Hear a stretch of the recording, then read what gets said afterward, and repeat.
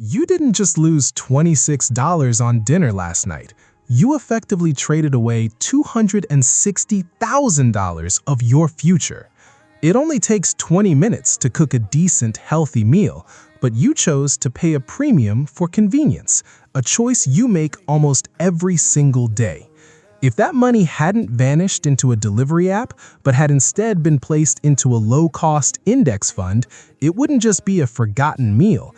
It would have bought you genuine financial freedom 30 years from now. Why are we so willing to sacrifice our long-term security for a 20-minute convenience? Today, we're going to look at the math behind your habits and finally break the cycle. Let's be honest with ourselves for a moment. Why do we keep falling for this $26 trap? You open your phone, you're tired after a long day of work, you're hungry, and that delivery app is right there, glowing with a promise of instant relief. It feels like a small decision. It feels like a harmless act of self-care. But in reality, this is the modern epidemic of app-driven living, and it is quietly dismantling your financial future. Our brains are wired for immediate gratification. Evolutionarily, we are programmed to conserve energy and avoid discomfort whenever possible. Thousands of years ago, that helped us survive. Today, in the age of algorithms and on-demand services, that same biological wiring is being weaponized against your bank account. These platforms aren't just designed to feed you, they're designed to bypass your logical decision-making process. They turn a calculated budget into an impulsive reaction. Think about the convenience tax you pay every single time you hit that order button. It's not just the food price. You're paying a delivery fee, a service fee, a surge fee, and a tip, often totaling 30 to 50% more than the cost of the actual ingredients sitting in your own kitchen. When you add this up, you aren't just buying dinner, you are overpaying for your own exhaustion. And the most dangerous part? It's frictionless. The easier the app makes it to spend, the less you feel the weight of the money leaving your wallet. This is the gateway to what economists call lifestyle creep.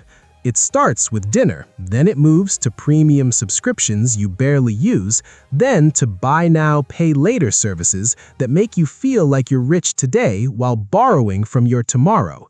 You see your income rise, and instead of your savings rate increasing, your spending expands to perfectly match that new paycheck. You feel like you're leveling up your quality of life, but in reality, you're just creating a higher floor of monthly expenses that you now have to maintain no matter what happens to the economy or your job security. The irony is that we often justify this by saying we are too busy to cook or too tired to manage our finances. But look at the math. If you spend 20 minutes cooking, you are essentially paying yourself for your time. If you spend those same 20 minutes mindlessly scrolling while waiting for a delivery driver, you are actually paying someone else to take your money. It's a double loss. You lose the cash, and you lose the opportunity to build a habit of self-reliance. This habit of choosing convenience over control is the definition of a micro-spending leak. Most people search for the big answer to wealth. They look for the next hot stock or a crypto moonshot, but they are bleeding out from 1,000 tiny cuts. If you can't master the discipline to choose your own kitchen over an app, what makes you think you'll have the discipline to master complex investment strategies when the market turns volatile?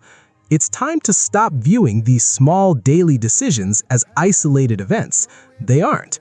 They are a reflection of your underlying philosophy toward your own resources. Every time you prioritize easy over intentional, you are essentially telling yourself that your future self is less important than your current momentary comfort. You are voting for a future where you have to work longer, stress more, and worry about every unexpected bill. But there is a better way to look at this. Once you strip away the convenience, you start to see the freedom. It isn't about being cheap, it's about being deliberate. It's about understanding that every dollar you don't waste today is a soldier you are sending into the field to work for you while you sleep. when you realize that the $26 you saved isn't just money staying in your account, but money that will compound into something significant over the next few decades, the app on your phone starts to look less like a service and more like a liability. We have to move from being passive consumers of convenience to active architects of our financial life. This isn't just about food, it's about the entire ecosystem of your daily habits. By cutting out these frictionless drains, you reclaim your mental clarity. You stop making decisions based on fatigue and start making them based on values. But I know what you're thinking. Is this really enough to make a difference? That is exactly what we need to address next, because when you see the actual math of how these small choices cascade over time, you won't just be annoyed by the delivery fee, you'll be terrified by the true cost of your current path. And frankly, you should be, because the numbers, as they say, don't lie. They either work for you or they work against you. And right now, your habits are deciding which side of that equation you're on. Let's look at the hard, cold numbers that your app is trying to keep hidden from you. Now, let's talk about the math. I know, nobody likes doing equations after a long day, but if you want to understand why that $26 delivery order is a catastrophe, you need to see the numbers. We aren't talking about simple addition. We are talking about the most powerful force in the financial universe, compound interest. You've likely heard the term, but have you ever truly felt it? Let's look at the formula. FV equals PV times 1 plus R to the N. That $26 isn't just money. In this equation, your $26 is the present value, PV. Let's say you order that meal 3 times a week. That's roughly $78 a week, or about $4,000 a year, just on delivery convenience. Now, let's assume a conservative annual return of 8%, R, which is roughly the historical average of the S&P 500 over the long term. If you do this for 30 years, that $4,000 a year doesn't just stay $4,000. If you let that money sit in a standard checking account, you're losing to inflation every single year. You're essentially paying the bank to hold on to your cash while it loses its purchasing power. But if you invest that same $4,000 annually into a low-cost index fund, that money starts to snowball. Over 3 decades, that $4,000 per year turns into nearly $450,000. Read that again, nearly $500,000. Most people look at the $26 and think it's just a pizza.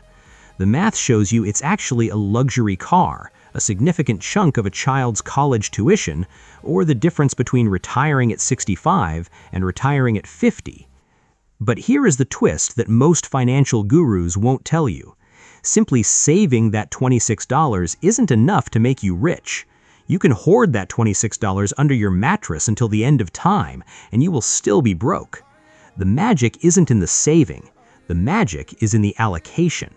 This is where the distinction between a saver and an investor becomes life-changing.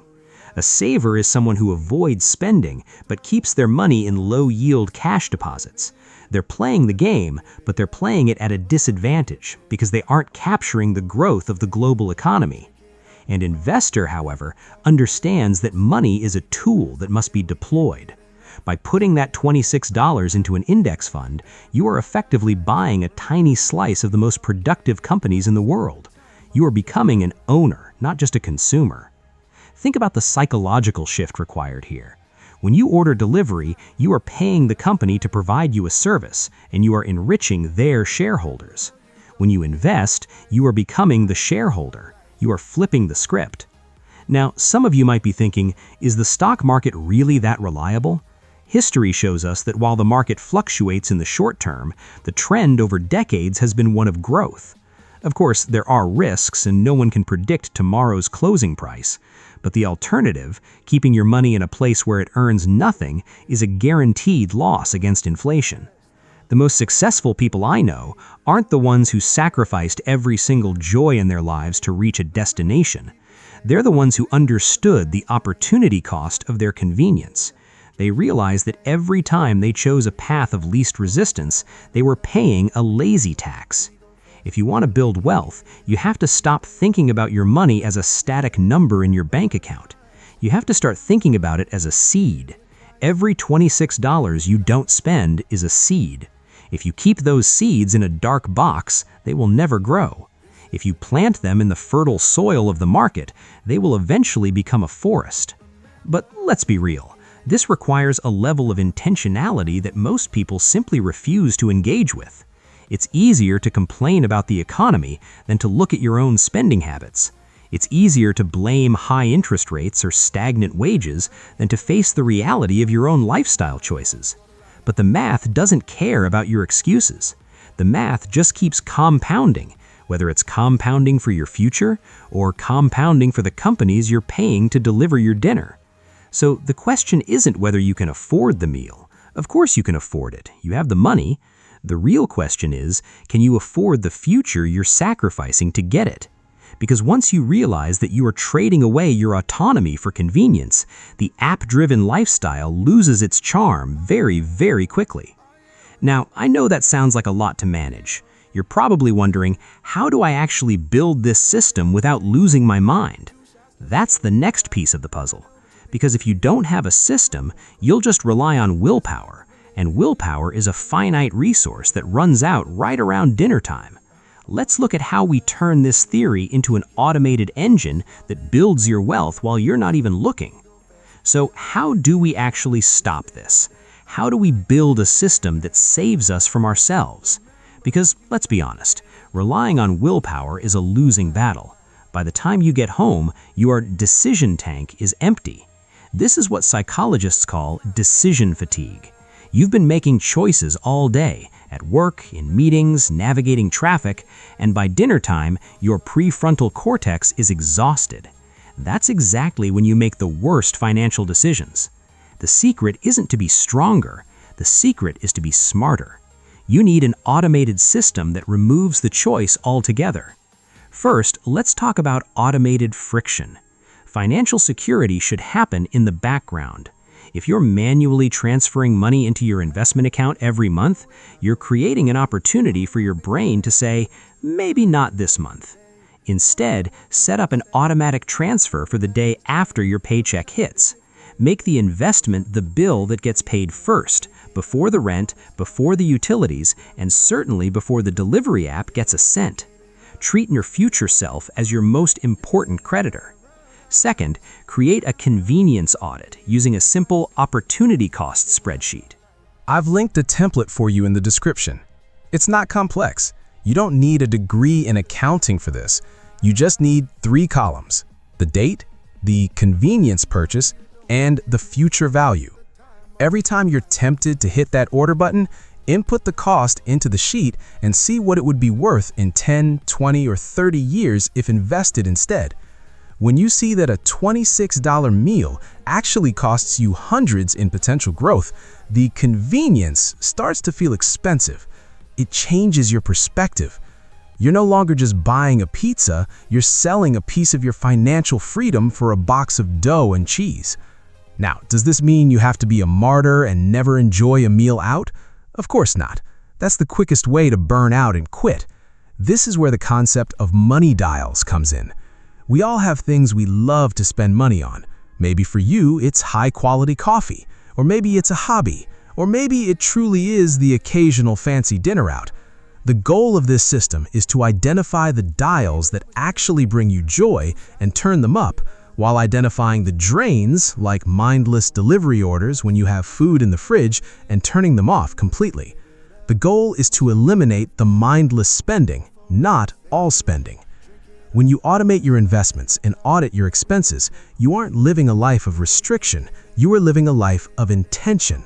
You're reclaiming the mental energy you were spending on guilt-ridden purchases and redirecting it toward things that actually matter. This system handles the decision fatigue for you. You don't have to wake up and decide whether to be good with money today. Your system already made that decision for you the moment your paycheck hit. You don't have to weigh the cost of a meal every night. The spreadsheet has already done the heavy lifting, showing you the long-term impact in black and white. It's about building a fortress around your wealth. You make the decisions once, when you're fresh, rested, and logical, and then let the automation guard the gates. If you want to stop the bleeding, you have to stop trying to bandage every wound manually. You need a tourniquet.